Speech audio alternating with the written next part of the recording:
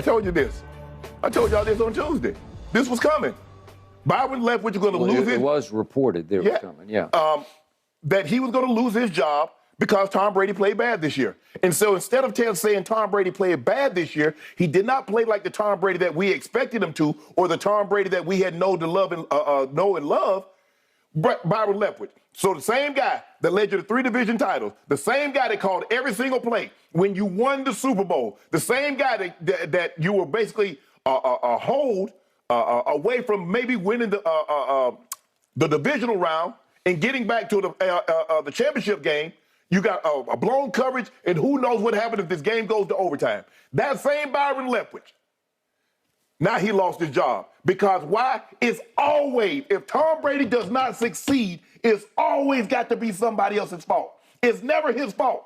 Now, they talk about, Shannon, we couldn't run the ball. In 2019, the Buccaneers was 26th in rush.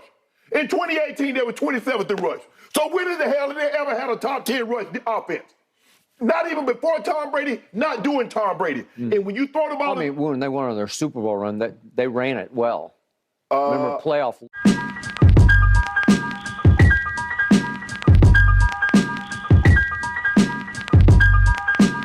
All right, so there you have it. This morning, hit that thumbs up, man. The Bucks finally fired Byron Leftwich. Let me go ahead and say this, and I said this all year. The Bucks pride themselves on having the most diverse coaching staff in the NFL. I felt like they were somewhat of one of the first teams that were victimized due to woke culture. You got a black offensive coordinator. You got they got a couple women on the staff. You know, you got a black head coach. They only gave him that position because Bruce Arians told them to. So it wasn't like they really wanted to have Todd Bowles as their head coach. They struggled on offense all year. Now, the thing is, Shannon Sharpe saying that Brady got him fired. They had to give the excuse to somebody else and stop admitting that Brady was bad. Brady was bad, and this is how the high standard of Tom Brady. He was bad and still got them to the playoffs. He was bad and still won them 4 games with his arm, 4 game-winning touchdown drives. This is a 3-win football team without Tom Brady. No mistake about it. The relationship with Tom Brady and Byron Leftwich, if anything, is the only reason Byron Leftwich lasted a whole season. They were willing to fire Byron Leftwich in October, as far as all the way back to October when they lost that Ravens game on Thursday night. And then the next day, the divorce was finalized with Brady and Giselle, that they were going to fire him.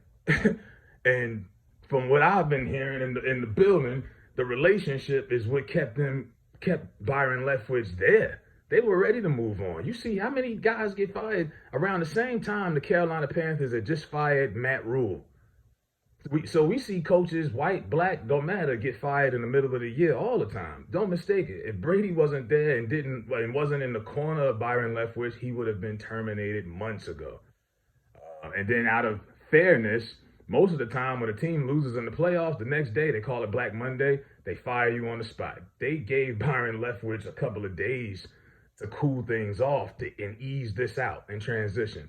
Now, a year ago, he was a hot candidate, a hot coaching candidate. Probably should have took that Jacksonville job. Look at Trevor Lawrence, bad choice. But don't get me wrong, and Brady wasn't good this year compared to his standards of last year, 40 touchdowns, whatever. But with the injuries they had, with the O-line, Leonard Fournette coming in the camp out of shape, Mike Evans got hurt, Godwin was coming back from an injury, no Gronk, whatever. They're running this old 1975 Al Bundy offense, one of the worst play calling offenses in the league. You know, they run the ball up the middle on first down every single drive. They hardly use play action. Pass protection is suspect. They barely motion receivers. It was horrible. Now, what Shannon gets back to, well, Skip, they didn't say nothing last year. That's because last year they were the most talented team in football, Shannon. They had Antonio Brown at number 3. When you got a Hall of Fame receiver playing at 3, because you got Evans and Godwin at 2, and then you got another Hall of Fame at tight end and Gronk. They were really a team that won because they out-talented everybody. They weren't scheming guys open 2020, 2021. They didn't have to. Who are you going to double when you got all that talent on the field? You dissect it, guys get hurt. It's not the same. Byron Leftwich was exposed in 2022. Period. He was exposed. There was a reason why Bruce Arians kept going and with the red pen and fouling after the game plan was put up before the weekend. He would go through with the red pen and take out certain stuff. And Bruce Arians stepped away for what, went upstairs. Byron Leftwich got canned. Now, who's going to hire him? I don't know. But I can't sit there and say, Brady, they did this because they had to blame it on somebody else. No, if you watch this season and you watch this team, 32nd in rushing, worst offense, running offense in NFL history. They ran the ball 12 times and they had Brady at 45 throw 66 passes Monday night. I don't care if you're 25. No quarterback should be throwing 66 times. He carried that damn team as far as I'm concerned. I watched every damn game, But now Stephen A. wants to push these narratives. They can't blame Brady. You think the Bucs are gonna blame Brady when he took them to the playoffs and did everything he did for that organization? Hell no. They're grateful.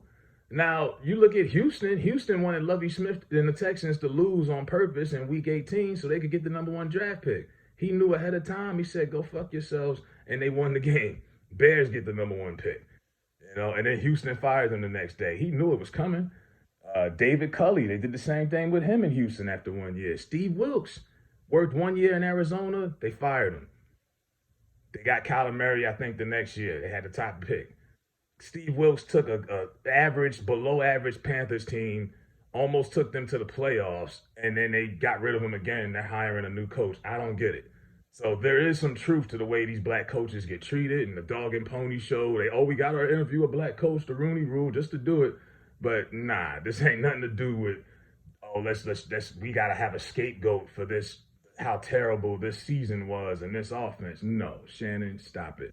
You need to grow some nuts and stand up to that white man sitting across from you that constantly disrespects your ass every day while you sitting here painting up narratives about other players that you claim you respect. Nah, this is not what it is, and I guarantee you anybody who really watched this team will agree with that.